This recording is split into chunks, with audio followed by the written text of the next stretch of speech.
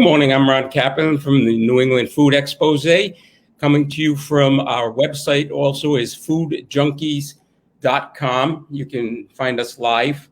And just a few housekeeping things. Our show next week will feature Planet City in Providence, also expanding to Middletown with a drive-through and some other restaurants. But today we have a very exciting guest, and that would be Perry Rasso from the Matunck Oyster Bar. Good morning, Perry. Hi, Ron. So tell us what's going on at the Matunck Oyster Bar these days. Well, we've been doing a lot of seafood shipping around the country, shipping oysters, clams, shrimp, lobsters, and we have expanded the dining area outside where the waiting area used to be. Now we enclosed it with a nice sailcloth tent and put some tables. The bottom middle of the screen there is where we put that tent, and then we also put there it is. Yeah, cool. And that's really become our biggest dining room, and so it allows us to space those seats apart and actually without having the with the restrictions we're able to seat almost as many people as we used to. So it's that's helped. We put the roof deck on in the summer, and that's you can see that in the right there. That's a beautiful view, a nice sunset up there. So we're looking forward to the weather warming up and being able to. We also been seating people in the summertime. We seat people on the barge, which is the tour barge. So we take people on oyster farm tours, and then they come back and eat lunch. And we also leave the tour barge open for seating all throughout the lunch as well. So it's there's a lot going on. That's a picture of the tour pre-COVID, and we were able to get about 35 people on the tour barge and show them how we do it. Now we take about 4 parties of 2 or 4 out there. It's a smaller group. That's a tray system that we use to grow the oysters out to market size, and the floating gear is where we grow the smaller oysters. So that's a good shot of the farm. Those are the smaller oysters. Those are in the floats. And those are the market size guys right there, market size oysters. So, how big is your farm? 7-acre farm, and we most recently applied for another 3 acres in another area of the pond. So it's it's a pretty good size, but it's we filled it up with oysters. We've got some 12 to 15 million animals out there, and so we needed a little bit more space to be able to feed, allow the oysters to have enough food to grow. And you lease the land from the state? Leased from the waterway? Right. And as far as an oyster from when you plant to when you harvest? 2 to 3 years about. 2 to 3 years. A lot of planning must go into that. A lot of maintenance in that time too. So they start out when they're like 1 millimeter, and they gradually grow. And the entire time, it's just constant maintenance, taking care of them to get to that point where they're ready to ship. Now, this is some of the stuff that you ship all over the that's the shipping United States. We do caviar and oysters, clams, shrimp. We sell other people's oysters, mussels, scallops. We started selling our cocktail sauce and our sweet chili glaze that we put on the salmon. That chef came up with really nice recipes, so we started bottling that. So COVID's made us, think outside the box and do things that we were thinking about, a little bit before. Now we really implemented a lot of those things and pushing forward with them. And, some things work, some things don't. And we're learning as we go here. So pre-COVID, I take it you weren't a big takeout restaurant, and you've adjusted to become one? Yeah, we used to, we used to not even do takeout for certain items. And then, when we were really busy, we'd only do lobster rolls and chowder. But now, takeout's 15% of our business, and it's pretty steady. And it's something that we, really have to focus on now. Is, it's something it's going to be a part of our business for going forward now, I think. So, can I get live lobsters, shucked oysters as takeout, things like that?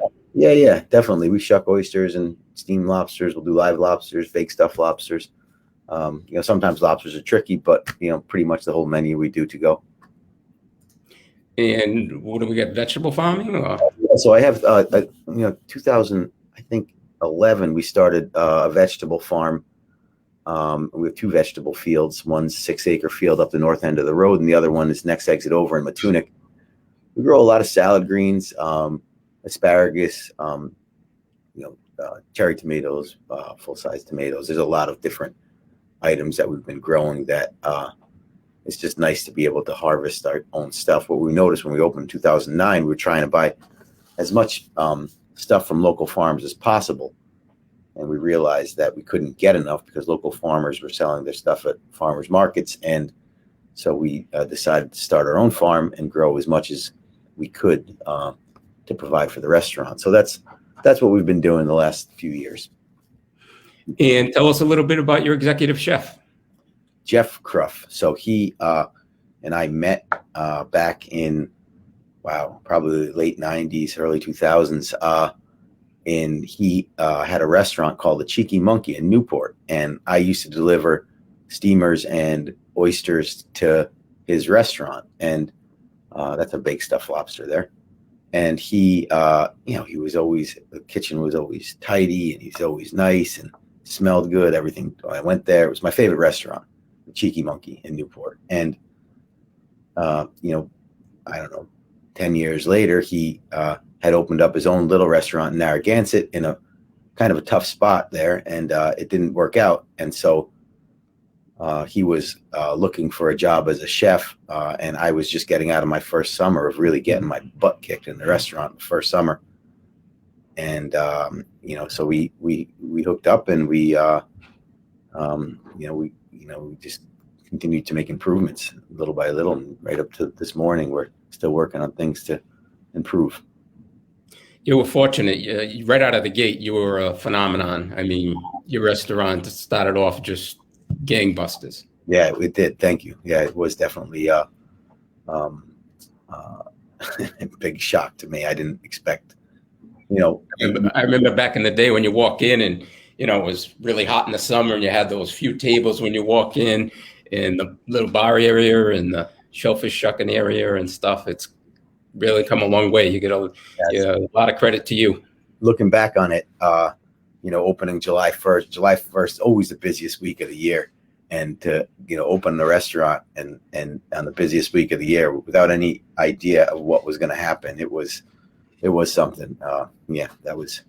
How many years now? It's been 11 years now. Yeah. But the farm's been there a little longer, right? Oyster Farm I started in 2002. So the only reason I bought the restaurant is because I needed the commercial docks for the oyster farm, and I wanted to, ensure the future of the farm. So I bought the restaurant in the lowly economy in 2008, 2009 to ensure the future of the farm, and it had a restaurant on it. And a lot of people said, "You can't open this restaurant. It's not, fit to open." It was really a dive of a building, and I said to myself, I was like, I got to try to open it. And if it doesn't work, I'll either live here or I'll make it a fish market or something like that. So I didn't want to, not open it and then try opening it after it, sat for a year. So I opened it and got busy, and we just kept investing in it. I thought I would be able to make improvements in the winter, but people kept coming. And so we never closed. And it's been interesting, big change. And you went to school at URI for agriculture, correct? You didn't go to Johnson & Wales to be a restaurateur. No. Yeah, aquaculture and fisheries technology. That's what I studied. Yeah. So it's nice. Got some nice oysters. Tuna poke, oyster, shrimp, lobster. Yeah, those are some classics here. Nice. Just some oysters. These oysters here, what are these yours? So yeah, the couple of them on the right are, but the one on the left, I believe that was an East Beach blonde grower by the name of Nick Papa. We both started farming the same year, and he grows in Ninigret Pond. He also has a farm in Narragansett Bay. Really nice product that we like to carry here. It's really like it's kind of like wine. People want to try different kinds of wines and compare them, contrast them. Oysters are similar. People want to, taste subtle differences between oysters grown in the same region and more dramatic differences in oysters grown in different regions. So I can come to your restaurant and get other oysters, not just yours. Yeah. One of the most popular dishes is the oyster sampler, where you get 4 of 3 different oysters, and we even have some West Coast oysters on the menu right now, which are some people don't like the idea that we're selling West Coast oysters, but I love a West Coast oyster. They're really a different flavor. Nice. And you're open 7 days a week? All year round, 7 days a week, lunch and dinner. Christmas, Thanksgiving, and hurricanes we take off, but some blizzards too. Good. Okay. We're going to do a quick 30-second commercial, and we'll be right back with you. All right.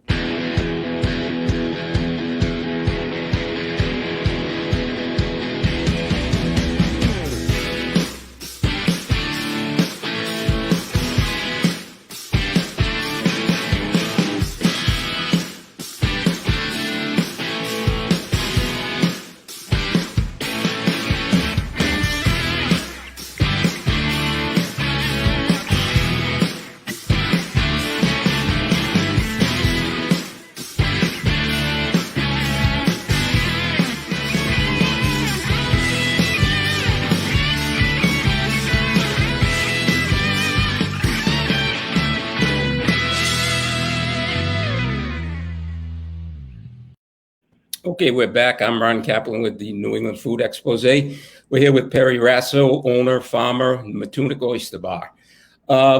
Let's go to this, and why don't you tell us what's going on here, Perry?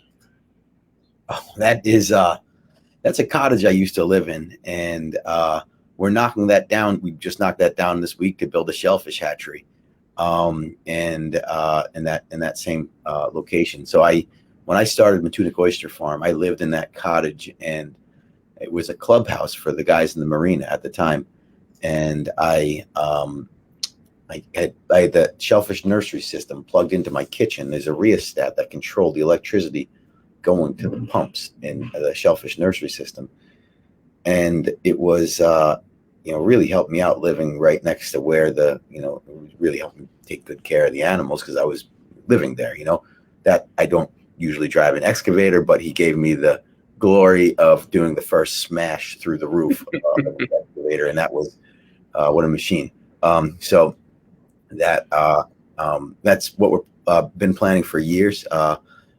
Permitting process took a very long time. We finally have the permits, and we're just finalizing the architectural drawings, and we're going to put the project out to bid and hopefully have it up and running by December next year. So explain to people that don't know what a shellfish hatchery does, or what it's all about. So a shellfish hatchery is where you get the shellfish seed, and shellfish farming is just like farming any other kind of livestock. You have to start with small animals, and you have to spawn or breed adult animals. So we start with brood stock, maybe a few hundred of the best looking, fastest growing, deepest cup oysters, maybe some oysters that have survived a disease event or something. And you put those oysters in a tank. They're called brood stock. And you take the brood stock, and in December, you mimic the temperatures of, say, April. And you're feeding the oysters algae, and the oysters are gradually growing. By the time April comes around, then you're mimicking the temperatures of July. And now the oysters think it's time to spawn, so they put their male and female gametes, their egg and sperm, in the water. And fertilization happens when those male and female gametes randomly collide to create the fertilized larvae. That fertilized larvae, and there's millions of them. A female oyster puts 8 million egg in the water. A male oyster puts enough milk in the water to fertilize that of 7 female oysters. So they put massive numbers of male and female gametes in the water. And once that fertilized larvae happens, it's floating around in the water, looking for something to attach onto, like a rock or a shell in the wild. Well, in the hatchery, we don't want it to attach onto a rock or a shell. We want it to attach onto a little piece of a shell. So we grind up oyster shell, fine like sand or dust, present it to the oyster larvae. The oyster larvae lands in the crushed up shell and starts to undergo metamorphosis. At that time, it's like 1 millimeter animal. At that time, we put them in a nursery system, which is what I described to you when that cottage I used to live in, I plugged into my kitchen wall. And this nursery system pumps water by the oysters. It was in the docks. The nursery system was tied up to one of the docks and plugged into the kitchen, and that nursery system pumps water by the oysters at an increased rate, boosts the growth of the oysters from 1 millimeter to about 15 millimeters, at which point they go in that bag that you had a picture of me holding. And we put them in a density around 1,200 oysters per bag. And then as the oysters get bigger, they graduate into larger mesh bags. That's what they start. That's about 1,200 animals in that 9 millimeter mesh bag. As the oysters get bigger, they graduate into larger mesh bags, and they gradually grow. And so it's constant process of separating the different size classes, the big from the small from the medium. And it is it takes 2 to 3 years. Some farms can get oysters to market size much quicker. What determines an oyster's growth is something called cestin flux, milligrams of food, phytoplankton, times liters per minute. How much food there is and how fast that water's moving. And are you planning on doing any other species, little necks in there or anything? Well, we've tried little necks. Little necks are abundant in the wild, and they take a really long time to grow, so I haven't focused on them. I have really tried to get some bay scallops growing, and that's a tricky thing because they don't overwinter as well. But we might be able to get some small bay scallops on the menu in the next couple of weeks, which we're growing out there, but they won't be the big ones. The big ones take 2 years to grow, and getting them to live for 2 years is not easy. They're very finicky. Oysters, clams, they're really hardy animals. Scallops, not that much. Okay. Tell us a little bit about your wholesale business to restaurants around the state.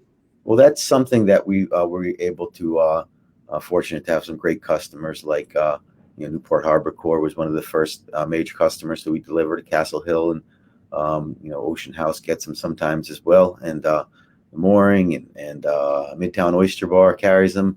So we have, lucky to have some good partners there with some great restaurants that are carrying our product. So that's nice. The restaurant was really,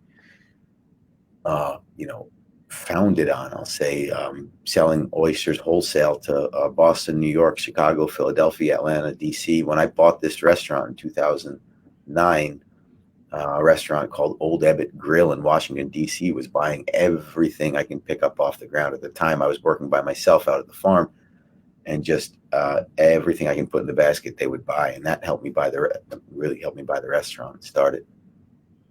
So if I'm a restaurateur and I want to buy your oysters, you have a truck that delivers in Rhode Island? The oysters, different days of the week, but depending on what location you're in, the truck will deliver to you once or twice a week. So it's definitely an important part of our business, the original part of our business. And the oyster business is called Rody Oysters? Oysters Farm is Matunck Oyster Farm. The website's rodyoysters.com. Okay. As far as live lobsters, can I get live lobsters shipped anywhere? Yeah, live lobsters. We don't deliver them, but we do ship them all over the country. That's been a growing part of our business too, shipping the seafood, and live lobsters are, we're in a unique spot for that species, and it is the most sought after, lobster around. So it is definitely people are excited about it. It's difficult to ship them overnight. Sometimes you have to put a lot of ice in there, and it gets expensive to ship overnight to California, Florida, Texas with a lot of ice packs to keep them alive. So it's tricky business. So it's we're trying to find that sweet spot of what makes sense. Shipping in the Northeast is no problem, but people in the Northeast have pretty good access to fresh seafood already. So marketing to other parts of the country is where we focused a lot. And if I buy oysters at a fish market, what's the shelf life on an oyster?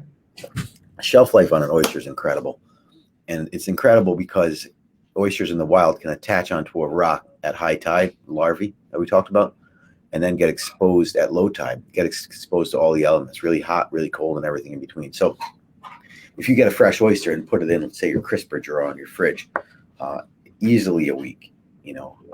I would trust it even longer than that, but to be safe, we'll say a week. But oysters have, of all seafood, some of the best shelf life that there is. So, which is why I feel comfortable getting oysters from the West Coast. They're just, they get here a couple days after harvested. They're still really good. Shucking an oyster is the best way to get the knife in the back of the oyster. So yeah, the hinge, which is on the top part of this picture, is the oldest part of the oyster, the umbo, and it's also where you want to enter the knife in and pry it up and down, and get that oyster to pop. And then once it pops, you have to slide cut the meat off the top shell, and the bottom shell, and then it's ready to slurp. Is it hard to train somebody to open an oyster? But you must have a lot of shuckers. It's definitely an art that requires training. People have to, and every oyster is different. Clams, they're asymmetrical; they're usually normal. The oysters, every oyster is different. You might have an imperfection on the shell, or the hinge might be slanted a certain way, and that creates difficulty for the shucker. So you have to really, you don't really want to tell the shucker, you want to analyze it before you start shucking it. But in a sense, you really have to quickly, check it out and see how you're going to go about shucking each individual animal. It's not like a mindless thing that people will do. So it is something that people have to kind of. It's definitely an art. Do you do catering? Do a lot of catering, especially raw bar catering, but we do full catering as well, depending on the time of year. If someone wants to do a wedding 4th of July weekend, maybe not going to happen, but we can, we've catered a lot of weddings and parties and stuff. Mostly it's raw bar catering, oysters, clams, and shrimps. And we, set up the raw bar and, yeah. So you'll set up the raw bar, send a person to shuck. Yeah, I send them. Yep. That's what we do. We send them all over the state. It's pretty, it's been becoming, that's another growing part of our business. Something I've done way before I started the restaurant. The first time I sold oysters, it was actually at a restaurant down the street called Jim's Dock, where I set up a raw bar. That was actually a donation event that we did. That was the first event we ever did. First oysters I ever sold was down the street. And how about private parties post-COVID? Yeah, before COVID, we did a lot of private parties. This summer, very few. But now we've very slowly starting to pick up some more catering jobs for parties and stuff. And when do you think the tours will start up again? We've got the first one scheduled for the first day of spring, which I think is in 2 weeks. 2 weeks. So coming right up.